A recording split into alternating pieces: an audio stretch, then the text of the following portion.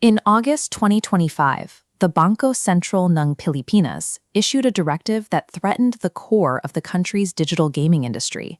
They ordered major e-wallet providers, like GCash and Maya, to remove in-app links to gambling platforms. Within 48 hours of the delinking order, online gaming transactions fell by 50%. DigiPlus felt the weight of this immediately. By Q3 2025, net income dropped 59%, followed by a 25% revenue decline in Q1 2026. By cutting off the primary channel for digital transactions, regulators restricted the company's financial oxygen, leaving retail investors to wonder if the business could survive. The payment restrictions were only part of the pressure. The company faced upcoming Senate probes and a surge in unregulated black market platforms, operators that pay no taxes and now account for an estimated 60%. These external pressures raised a difficult question. Had the period of rapid growth for the country's most popular gaming apps reached a permanent end? On paper, mounting regulations and declining participation made the stock look like a falling knife, an asset heading for collapse that few would touch. Despite those projections, the actual year-end numbers told a different story. DigiPlus finished 2025 with 12.6 billion pesos in net income and a cash reserve of 20.5 billion pesos. Instead of hoarding that cash to survive, the board approved a 3.8 billion peso dividend distribution, returning 30% of their consolidated net income to shareholders. This creates a significant contradiction. How can a company lose its primary transaction channels and half its transaction volume while simultaneously reporting record profits? The answer is a shift in management's focus. The company moved away from the expensive pursuit of a massive monthly active user base to prioritize the monetization of its most involved, high-value players. This strategy focuses on average revenue per user.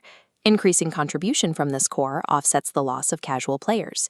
Maybank anticipates that while total revenue drops 18%, actual profit margins will jump 8 to 22%. This margin growth is supported by lower franchise fees and a strict focus on cutting operational costs as the business scales. Management effectively decided to sacrifice high-volume user metrics in exchange for consistent, high-margin profitability. To protect itself from further domestic regulation, DigiPlus is deploying a 3 billion peso capital expenditure budget.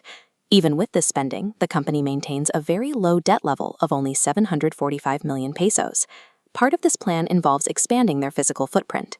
They are currently evaluating the acquisition of the Diamond Hotel on Roxas Boulevard to create a consolidated physical gaming precinct. Beyond the Philippines, the company is preparing for a 2026 commercial relaunch in Brazil, a market of over 200 million people that is rapidly formalizing its digital gaming regulations. They have also secured licenses in South Africa, targeting a 2027 launch in a market that generated an estimated $4.9 billion in 2025. The e-wallet ban triggered a diversification strategy that moved the company's focus from a single domestic app to a global network of both physical and digital assets. The risks to this strategy are still present. Revenue forecasts have been lowered, inflation is impacting consumer spending, and unlicensed offshore sites continue to target the same user base. But those risks are balanced against a 12.6 billion peso profit and a plan for global expansion that moves the company's revenue away from a single regulatory environment. This creates the central dilemma for the retail trader. Is the current regulatory environment a sign of a permanent decline or a temporary situation that has put a profitable company on sale? Looking at these numbers, is this stock a value trap to avoid or a managed play that is being overlooked by the broader market? Share your investment thesis and your predictions for the Brazil and South Africa launches in the comments. Whether DigiPlus can maintain its margins while going global remains to be seen, but the 2025 results show they are not waiting for the regulations to change. Thanks for watching.